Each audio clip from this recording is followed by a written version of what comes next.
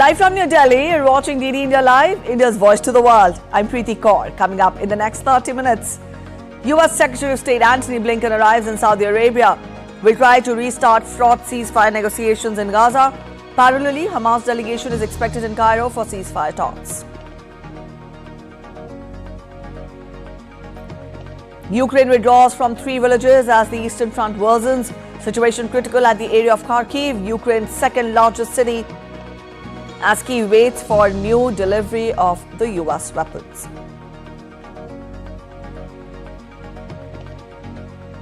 Climate change causes havoc, with over a dozen tornadoes causing deaths and emergency in Oklahoma, and a deadly one leaving trail of destruction in China's Guangzhou, while several heat waves swelters people across Philippines, Bangladesh and India. India's Prime Minister Narendra Modi says the world feels the rise of India is good for the world, says a vote for BJP means a vote towards development.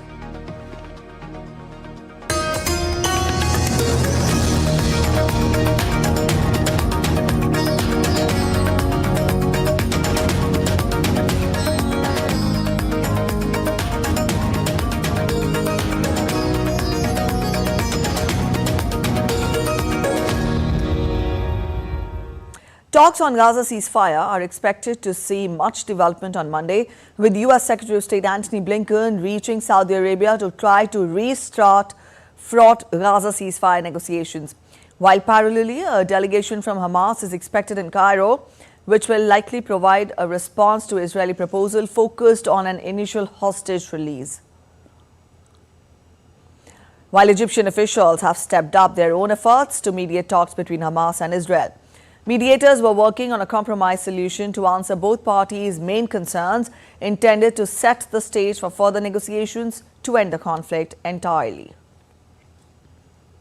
Intense negotiations mediated by Qatar and Egypt led to the release of 105 hostages in an initial deal last November. US President Joe Biden spoke with Israeli Prime Minister Benjamin Netanyahu on Sunday. The White House said Biden has reiterated his clear position on a possible ground operation in Rafah. Washington has said that it could not support a Rafah operation without an appropriate and credible humanitarian plan. Speaking earlier, White House National Security spokesperson John Kirby said that Israel had agreed to listen to US concerns and thoughts before it launches an operation. The two leaders reviewed talks designed to secure the release of some of the hostages held since the Hamas attack, coupled with an immediate ceasefire in Gaza. They also discussed an increased pace of aid deliveries, including preparations to open new crossings into Gaza. Meanwhile, the Food Aid Organization World Central Kitchen would resume operations in Gaza on Monday. It expressed keenness on getting as much food into Gaza, including northern Gaza, as possible. The organization said that 276 trucks were waiting to enter via the Rafah crossing, adding it was exploring using a maritime corridor to deliver aid. This comes less than a month after an Israeli attack killed 7 of its workers.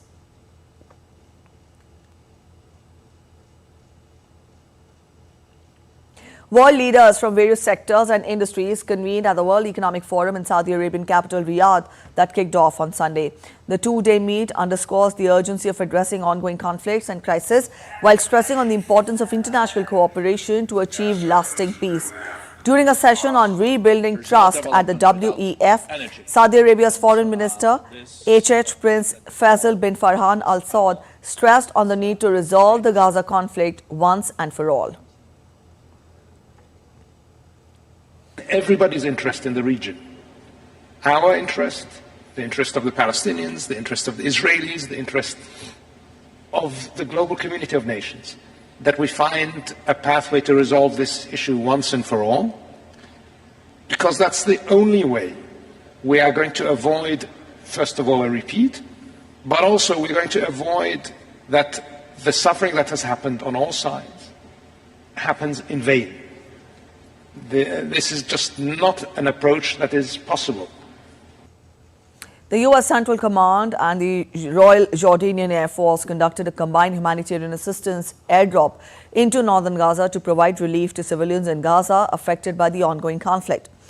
The U.S. dropped over 25,000 meals ready to eat during humanitarian assistance. Additionally, more than 13,080 meal equivalent of Jordanian food supplies were also delivered. Meanwhile, Israel's military said on Sunday that the amount of humanitarian aid going into the Gaza Strip will be ramped up in the coming days. Israel's chief military spokesperson Daniel Hagari said in a statement that the aid increase is a result of using Israel's Ashdod port as well as a new crossing into northern Gaza and increased aid from Jordan and the U.S. Central Command. Few weeks, the amount of humanitarian aid going into Gaza has significantly increased. In the coming days, the amount of aid going into Gaza will continue to scale up even more. Food, water, medical supplies, shelter equipment, and other aid. More of it is going into Gaza than ever before. This increase in aid is a result of increased efforts, among them opening the Israeli port of Ashdod and a new crossing that was opened into northern Gaza, and increasing the amount of aid coming from Jordan through Israel, entering Gaza through the Kerem Shalom humanitarian aid crossing. Fighting in eastern Ukraine has worsened, with Kyiv's troops falling back to new positions in at least 3 places along the front, Ukraine's top general said on Sunday. Ukraine's top commander Alexander Syrsky said that his troops had taken up new positions west of 3 villages on the eastern front in order to conserve their forces. Moscow's troops have been slowly advancing since capturing the bastion town of Avdiivka, taking advantage of Ukrainian shortages of artillery shells and manpower. Syrsky said his forces were closely monitoring an increase in the number of Russian troops in the area of Kharkiv, Ukraine's second largest city. Syrsky added that there were signs that Russia was directly preparing for an offensive in the north of the country. Ukrainian President Volodymyr Zelensky on Sunday issued a fresh plea to the international community to hurry up and deliver more air defenses, start formal talks for his country to enter the European Union, and invite Ukraine to join NATO. Zelensky said he had just spoken with U.S. House Minority Leader Hakeem Jeffries and thanked Congress for passing the aid package, but added that Ukraine was working with all partners to achieve a speed of deliveries that would allow Ukraine to maintain its positions and disrupt Russian warplanes. In my conversation with Mr. Jeffries, I underscored that the Patriot systems are needed and as soon as possible. Also, our teams, Ukraine and the United States, are currently working on a bilateral security agreement. We are already working on a specific text. Our goal is to make this agreement the strongest of all. We are discussing the specific foundations of our security and cooperation. We are also working on establishing specific levels of support for this year and for the next 10 years. On entry to the European Union, Zelensky said that Ukraine had met all conditions for accession talks to start. We remember what this year should bring us in the political sense. This includes the results with the European Union. Ukraine has fulfilled all the necessary conditions for the actual start of accession negotiations, and now the European Union side must fulfill its obligations. North Korea on Monday criticized the United States for supplying long-range missiles to Ukraine. In a statement, North Korea's defense ministry said on Sunday that the U.S. has secretly supplied long-range missiles to Ukraine, sparking off uneasiness and concern of the international community. Military ties between Pyongyang and Moscow are growing, in fact, which the U.S. and its allies see as escalating tensions in the Korean peninsula.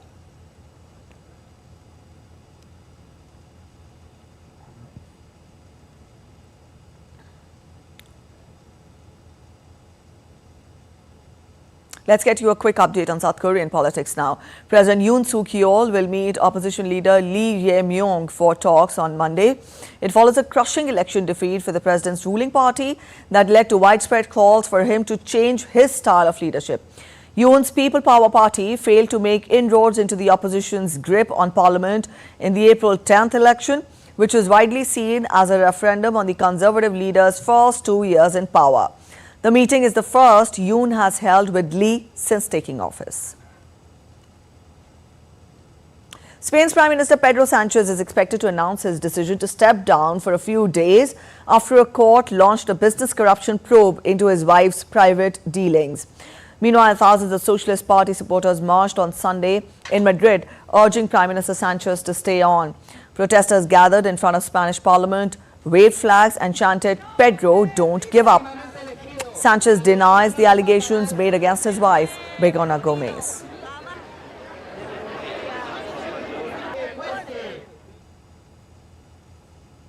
The two-day G7 ministers meeting on climate, energy and environment will begin today in Turin, in Italy, which heads the G7 rotating presidency this year. Currently plans to turn off its coal power plants by 2025. The country is pushing for an agreement among the group of 7 wealthy nations to set a target date for the phase-out of coal and power generation diplomatically. An agreement on this would be one step in the direction indicated by COP28 United Nations Climate Summit in Dubai last year. Italian Prime Minister Giorgia Meloni announced on Sunday that she will be a candidate at June's European elections. However, she will not be taking up the seat if elected. Meloni will be fighting European Union elections slated to be held in June this year. The elections will be held from June 6 to 9th and would be a litmus test for her. She will be the first name on the ballot for her party, Brothers of Italy, in all 5 of Italy's constituencies for the EU election. Meloni said that the move is an effort to boost support for her party. PD leader Eli Schlein and Antonio Tajani, head of the centrist Forza Italia party, also announced last week that they would also run for the election.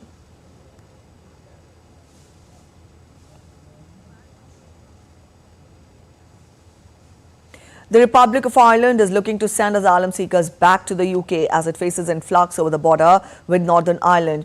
Ireland's Minister of Justice, Helen McEntee, is expected to discuss a new returns policy with British Home Secretary James Cleverly in London on Monday. British Prime Minister Rishi Sunak's flagship programme to send asylum seekers to Rwanda if they arrive in Britain illegally was approved by the Parliament last Monday. The threat of deportation to Rwanda is causing migrants to head for Ireland instead of staying in Britain.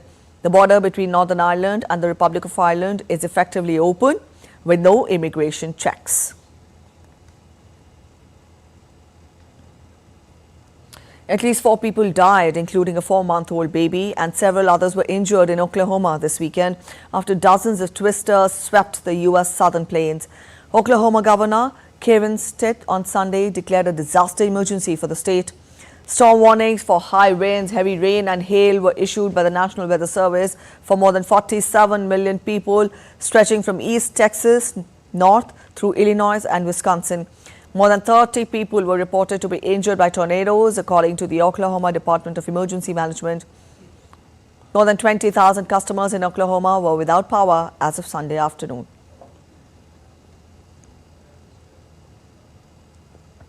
At least 5 people were killed, 33 were injured and 141 factory buildings were damaged as a deadly tornado ripped through China's Guangzhou. The tornado caused widespread devastation in parts of the city. Rescuers from the city's emergency management, weather, fire, waterworks and health departments picked through the debris and conducted searches. Earlier this week, China's Guangdong province was hit by torrential rains which caused serious flooding and killed at least 4 people. A scorching heat wave across the Philippines saw temperatures hitting 50 degrees Celsius on Sunday. Soaring temperatures have prompted authorities to suspend in-person classes in thousands of schools till the 30th of April. The El Nino weather phenomena has intensified the heat in the nation in its summer months of March to May. The unrelenting heat is not expected to dissipate and has a 50% chance of intensifying in the coming days.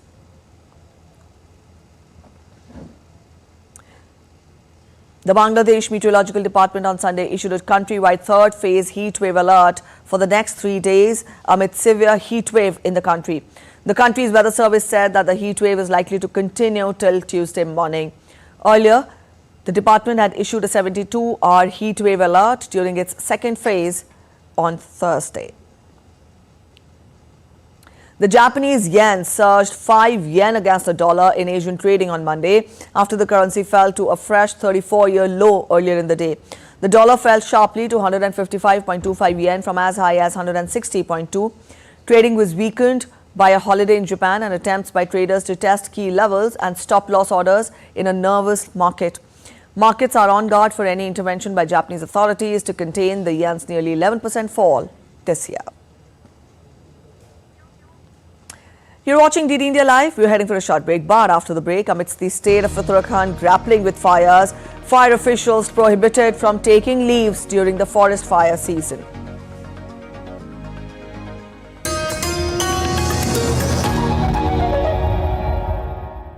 Hype versus facts. In-depth news and analysis with experts who will help you decide why this election matters. DD India is the main election headquarters with numbers most accurate, data most reliable, and viewership across the platforms. Stay tuned to the Great Indian Election only on weekdays at 8:30 p.m. IST and 1500 hours GMT. Voice of a rising aspirational world.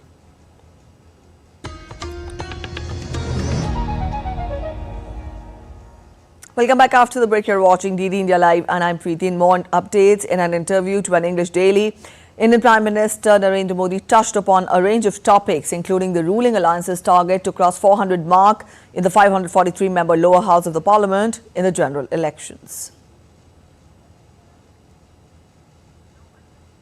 Let's take a look at the highlights from the interview. Prime Minister Modi said, and I quote, "A vote for BJP means a vote towards development. One of the main reasons we want to win 400 seats is to protect the rights of scheduled castes,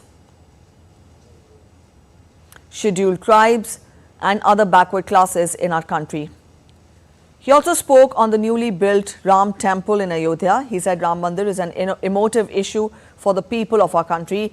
It is a civilizational struggle of 500 years which has been resolved and prayers of generations of Indians have been answered.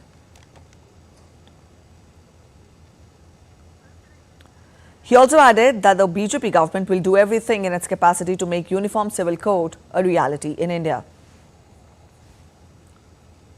Speaking on development, he said that India becoming Viksit Bharat is not Modi's vision, it is the vision and will of 140 crore Indians. All right, let's get to the latest on the world's largest democratic election in India now.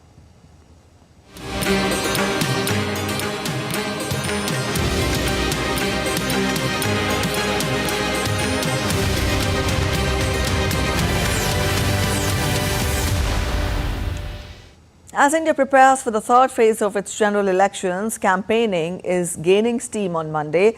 Voting will be held in 93 parliamentary seats in this phase on May 7th. Prime Minister Narendra Modi is set to hold rallies in Maharashtra and Karnataka. 11 lower house constituencies in Maharashtra and 14 in Karnataka will be going to polls in the third phase. BJP leader and Union Home Minister Amit Shah will be holding public rallies in Bihar and will also be conducting a roadshow in Assam. Opposition Congress leader Rahul Gandhi will be addressing a rally in Gujarat's Patan. 25 seats in the state are going for polls in the third phase. NCP leader Sharad Pawar and Shiv Sena's Uddhav Thackeray are scheduled to hold a joint rally in Maharashtra. Defence Minister Rajnath Singh filed nomination from Lucknow seat in Uttar Pradesh. He was accompanied by Uttar Pradesh Chief Minister Yogi Adityanath, Uttarakhand Chief Minister Pushkar Singh Dhami and BJP Uttar Pradesh President Bhupendra Chaudhary.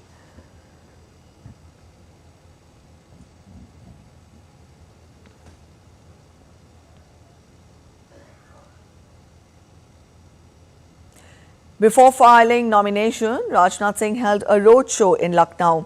Vying for a third term as a Lok Sabha MP from Lucknow, previously secured victories in the Lok Sabha elections from Ghaziabad in 2009 before contesting his first election from Lucknow in 2014. Lucknow is slated to participate in the polls alongside 13 other constituencies on May 20th, marking the fifth phase of seven-phased 2024 Lok Sabha elections.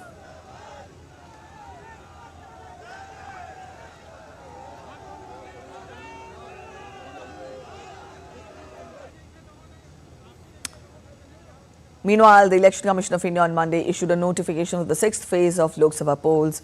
57 constituencies will go to polls in this phase, which will be held on May 25th. May 6th is the last date for filing of nominations, while May 9th is the last date for withdrawal of candidature. The Indian diaspora in the United Kingdom showcased support for the ruling Bharatiya Janata Party and Prime Minister Narendra Modi. Tagged as Run for Unity, the event took the form of a leisurely walk, symbolizing solidarity and support for Prime Minister Narendra Modi's re-election campaign. The Indian community in the UK showcased unwavering support for the BJP and Prime Minister Narendra Modi, turning the event into a resounding success. With more than 500 enthusiastic participants joining in the walk, the scenic route commenced from Westminster Pier, traversing through the heart of London and culminating at the iconic Tower Bridge.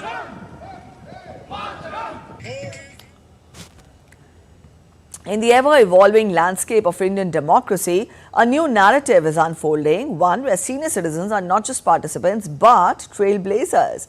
GD India's Nupur Praveen reports on how the elderly in the country are celebrating the festival of democracy like nobody else. In the heart of a nation where every vote counts, a silent yet formidable force rises. Amidst the hustle and bustle of urban apathy, the wisdom of our elders stands strong.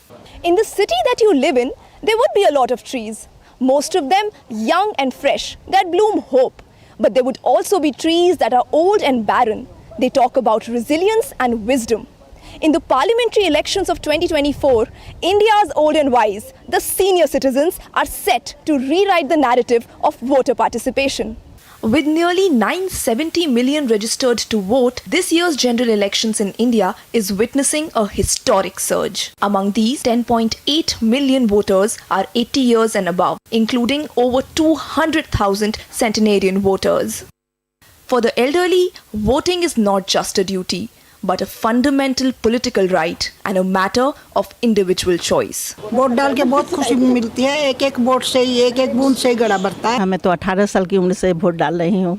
ये मेरा अधिकार है। मैं पिछले 50 साल से vote करने जा रहा हूँ और अच्छी सरकार तो तभी बनेगी जब कोई अच्छी सरकार आएगी और देश का हमारा तरक्की करेगा। हमें 5 साल में तो ये आता है मौका कि हमें अपना देश का कुछ अच्छा प्रधानमंत्री या मंत्री अच्छे ढूंढने चाहिए। Most important thing and every Indian must vote. It's high time we share the enthusiasm of the senior citizens around us and take part in the biggest festival of democracy. In a landscape where change is inevitable, the roots of our democracy run deep. And it is anchored by the resolve and wisdom of these elderly citizens of India and the aspirations of the youth. The multi-phased elections to elect the 18th Lok Sabha is underway, and it is your time to go out and vote. With camera person Naveen, this is Nupur Praveen for DD India. The Indian Meteorological Department has reiterated its warnings about the heat wave, which will be holding several states in its grip. The IMD has issued a red alert for Odisha and West Bengal, an orange alert for Bihar and Jharkhand, and a yellow alert for eastern Uttar Pradesh and northern parts of Kerala. The heatwave conditions are likely to get more severe, with a possibility of further rise in the maximum day temperatures in Bengal and Odisha due to the prevailing hot and humid conditions. The residents of Delhi NCR got a little respite from the scorching heat after Friday's spell of rainfall brought down the maximum temperature, but IMD has further predicted that the maximum temperature will cross the 40 degrees mark again by Monday. Additionally, intermittent rainfall accompanied by thunderstorm and hail lashed several parts of Himachal Pradesh, while the tribal areas received fresh snowfall on Saturday, causing a sharp dip in the mercury levels. A raging forest fire incident in Uttarakhand has escalated to alarming proportion. The fire that broke out in Nainital on Friday has prompted the administration to mount a concerted effort to contain the blaze, calling upon both Forest Department employees and Army personnel for assistance.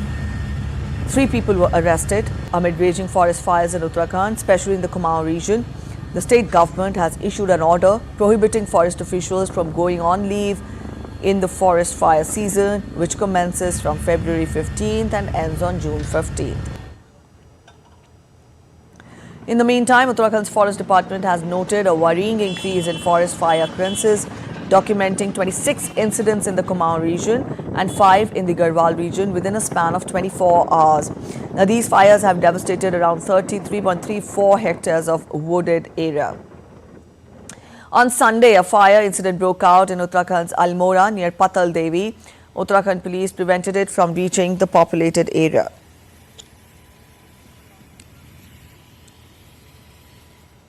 Let's get you updates from the world of sports now. Carlos Alcaraz eased past Brazil's Thiago Seyboth Wild 6-3, 6-3 to reach the 4th round of the Madrid Open.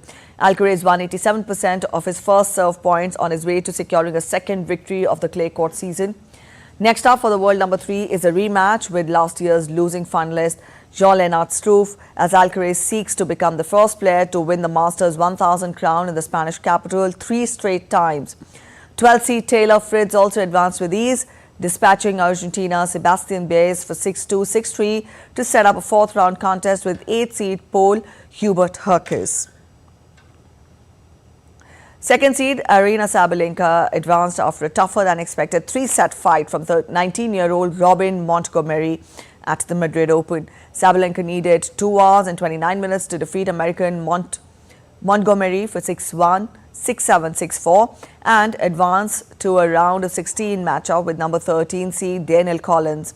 Collins extended her career best run of consecutive victories to 15 with a 3-6, 6-4, 6-1 win over Romania's Jacqueline Christian.